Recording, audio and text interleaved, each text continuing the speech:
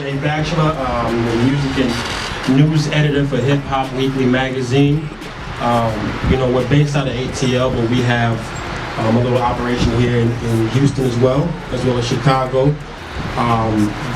Deep journalism background, going back about 10, 12 years now. And love music, love the culture, so I'm doing what I love.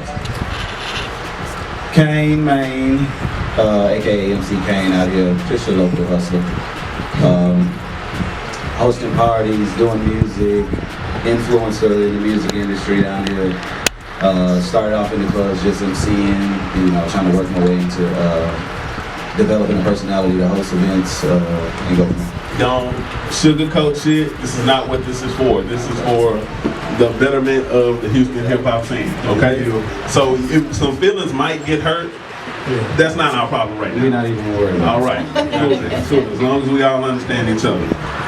How do you guys perceive the present state of Houston hip hop? I always say Houston has one of the richest hip hop cultures in America.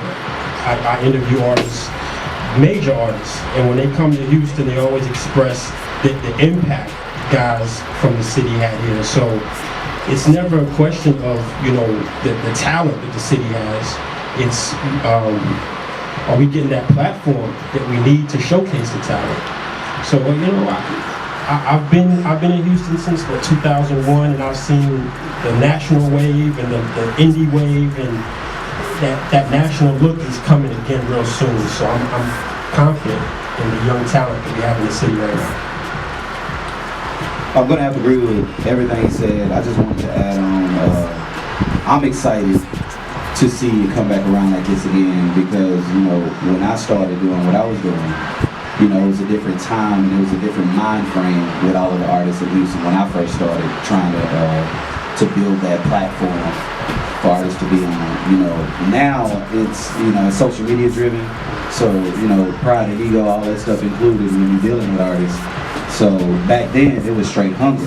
It was like everybody was hungry, so it was easy to get everybody together to do those kind of things. But right now, I'm not gonna lie, I'm real, I'm gonna say excited about what's happening right now in Houston because I think the baby was born now and now we have to watch it grow. I'm like a real hard person to please, I'm not gonna lie. Everybody that knows me personally should know that. And I'll give constructive criticism to anybody because usually when I give it to you, I'm telling you what's best for you rather than something that I'm just thinking about. The first thing I want to say is it takes years to reach a boss status in the literal sense of the word. And the young guys that are out now shouldn't be aspiring to be bosses. You gotta be a worker before you be a boss. And that's an issue that goes beyond just hip-hop music. Like everybody wants to be a boss. Like you don't just wake up and be a boss. How you gonna pay your staff? True. So I'm not even thinking on a boss level right now because that's a couple years down the road for the guys that I'm watching. And it should be for them too, not to give career advice, but that's actual facts. Well, I actually had a question. I heard both of y'all mention egos. So what advice could you give artists, just people in the industry, period? How do you negate the ego and still be available to work with and still create your own lane? You don't want to have an ego, but you want to create your own lane. Well, you don't want to entirely lose your ego. Ego is not a bad thing. I think ego is a bad rap. You should have an ego. You should have self-pride, self-confidence to be self-assured. When your ego gets out of control, that's where the issue is. And that you'll notice that when doors are beginning to close because of things your ego has done.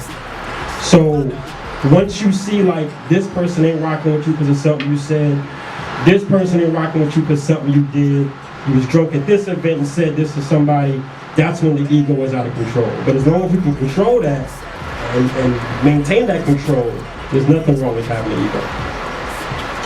I want to touch back on what we were talking about the boss situation. I didn't want to use the word boss in the sense of how it's used on social media. I think when I say boss, people get it confused with what Ross talking about. What I'm saying is, you have to start at one point to tell yourself, I'm going in this direction. Right now, nobody's headed in one specific direction. They're going where the light is lit at. I'm saying that if you want to take that step, that's going to lead you to be another DJ Screw or another Slim Thug or another Paul Wall. Those guys didn't say, they did not tell themselves, I'm not going to start to handle my own business and go this route. They had to start, which, like you said, everybody has to start somewhere. Mm-hmm. But I don't think it's starting mentally for those guys to say, I don't want to be a follower. Mm-hmm. I don't think it's there with a lot of the cats. They really want to be followers.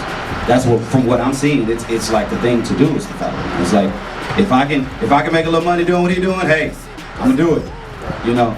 But to touch on what you just said, he's right. Everything about ego is kind of misconstrued, because I don't want to get it twisted either. You have to have an ego. You just have to. But when it's out of control is when people are like, okay, well, wait, you know, didn't you come from here? You was just right here, you know.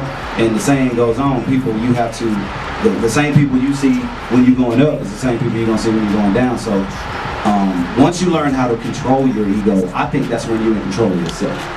Because that's the hardest thing to conquer about yourself, is your ego, to be honest with you. So do you think as a city we hang too much on the screw culture and the screw era? Yeah. Or not enough? Yeah, really. It's personal here with that screw culture. It's real personal. It's not just, I like to call the screw culture a subgenre of hip hop. Here's why I say that. It's because no other city besides New York had a DJ, which is one of the elements of hip hop, had a DJ create a whole different culture on how to live, dress, the whole nine. No other city has done it. That's power. So it's personal with a lot of the cats that grew up in that. Because it wasn't just the music. It wasn't just the screw tape. It was the cars. It was the way I looked. It was the way I talked. All of that was screw. So I don't think that they're like personally saying, y'all are wrong for saying it shouldn't be screw no more. I think that they just want the respect from the newer generation saying, hey, this is how we did it, you know. And we wasn't out here disrespecting and crazy egos and doing all of that, so there's no reason for y'all to be like, man, fuck screw culture, or that shit old, or we ain't doing none of that. You know what I'm saying? Do you feel like that there should be gatekeepers in Houston, like people to, I mean, when I say gatekeepers, I don't mean like have a say-so about what you do with your music. I mean, have a say-so as to, you know, maybe you should do it this way. Or maybe you shouldn't say this, maybe you should say it this way. Because what I come to see is that like people, like artists will just do what they want to do.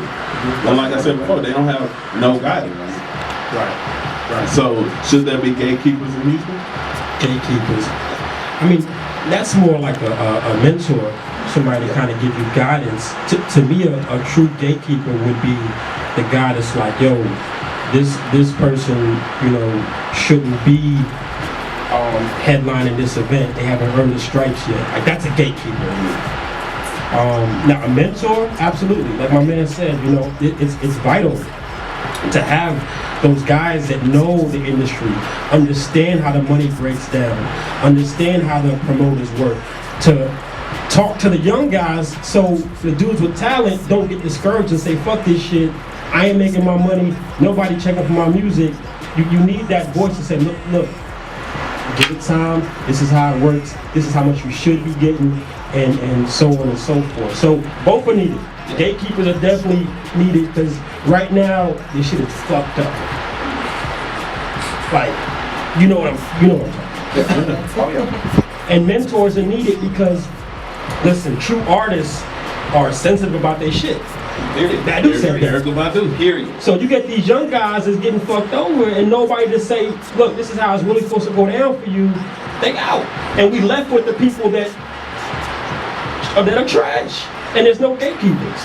So yes, both for me. Somebody makes a song that I don't like, I just don't like it. That don't mean it's a bad song. You see what I'm saying? Because he expressed himself in a manner that we probably didn't understand, but that's his expression. We shouldn't get into the idea of telling people that's the wrong expression. Because back in the day, country music was just as violent as rap. Yeah. Listen to the lyrics. Yeah, I shot my wife in the head because she was fucking this other man. Like, yeah. But since hip hop comes from the inner city and it was born there, it's easy to pick on because we're in the inner city and we already having those problems and everything's already happening to us to the point to where it's easy to point a finger at. It's easy to point a finger at somebody that's a rapper from the hood because all of the problems that's happening in the hood. Oh yeah, you shouldn't have said that because the kids gonna hear it. You shouldn't have did that because the kids are gonna listen to you. They're listening to me because they're right there seeing it too, man. I'm expressing what I see. You know what I'm saying? That's why I would just refuse to like get on an artist for expressing art. I can't. You know, I think it's important that anybody that's looking to have a successful career in music consider themselves a business. Yeah, you're an artist, and to me, I define art or artist as someone that creates. That's it. Someone that creates. Okay. So now you're an artist, but you want to live off your art, right? So now you need to become a businessman. Okay. So when you make a CD, you gotta promote that CD. McDonald's makes billions of dollars per year, but they advertise every day. You have 500 followers on Instagram and you advertise for 2 weeks. There's a gap right there. There's something's getting lost in translation. So what I'm basically trying to say is you have to consider yourself a business, and it has to be a business mind frame in everything you do that concerns your art, what you create. So I do hold them accountable to a certain extent when I don't see the proper push. But I don't care unless they're actually talented. If you trash and you ain't promoting your stuff, that's fine. That's fine with me. But it hurts my soul when I see a cat with endless potential that don't want to go to the clubs, that don't want to network, that don't want to promote their stuff every single day, that makes a dope-ass mixtape and promotes it on Instagram for 3 weeks and then stops because no one's checking for it. That bothers me. The trash dudes, y'all do what y'all like. That don't bother me. Respect it. From an individual standpoint, Right.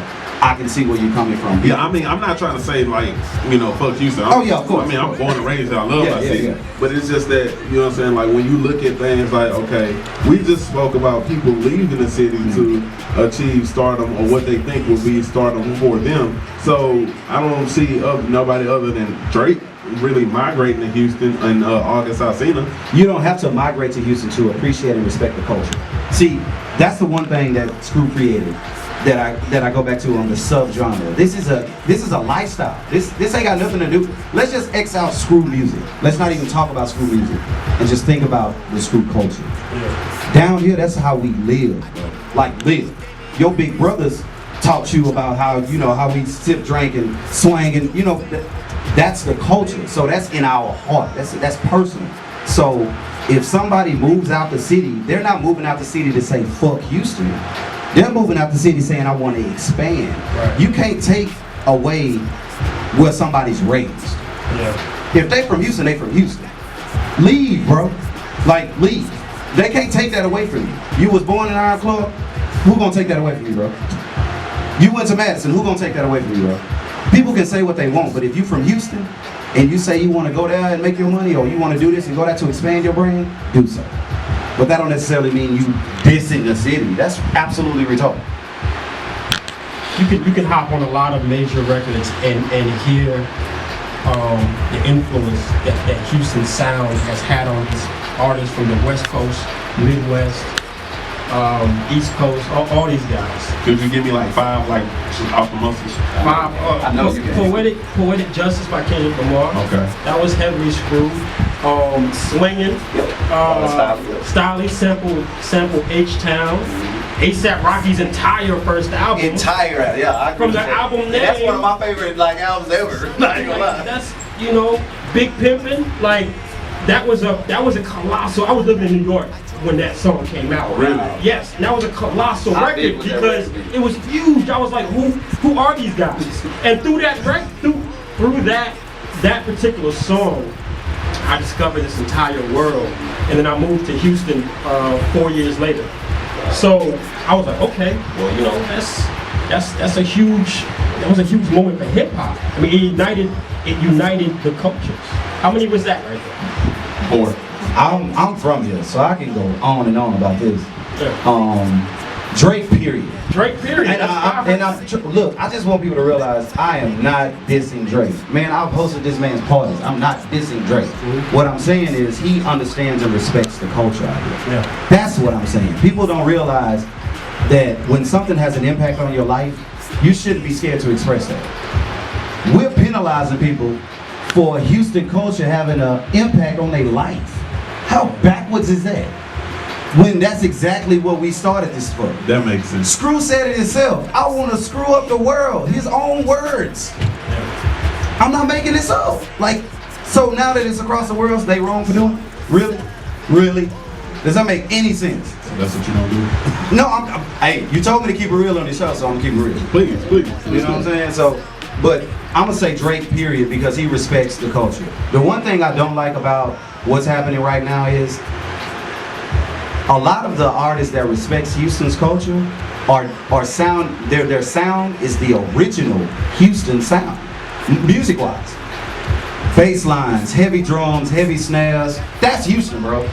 That's Houston. Harvey Love, Platinum Soul, Solo, No D, all of them. That's Houston.